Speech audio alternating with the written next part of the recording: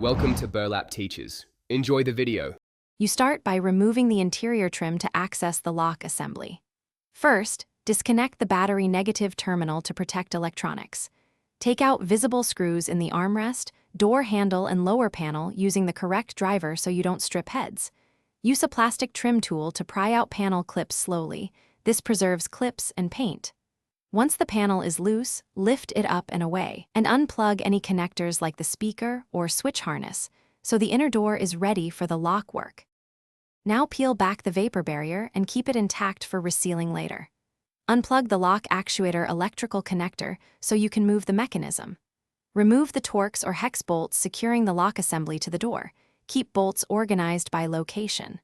Unhook the locking rods and door handle linkage. Use bright tape or take photos to remember each orientation. Once linkages are free, maneuver the lock assembly out through the access opening. You may need to rotate it slightly to clear the latch and inner door structure. Fit the replacement lock into the door, aligning bolt holes before tightening so the latch sits squarely. Torque snug but avoid over-tightening. Reconnect the rods and handle linkage exactly as originally oriented, then plug in the actuator connector. Before sealing the door, reconnect the battery and test both manual and remote locking, unlocking, and interior handle operation to ensure smooth action. If binding occurs, loosen bolts, realign, and retest. Finally, reseal the vapor barrier, refit the trim, and confirm everything functions as expected. Thanks for watching. Consider subscribing if this video helped you.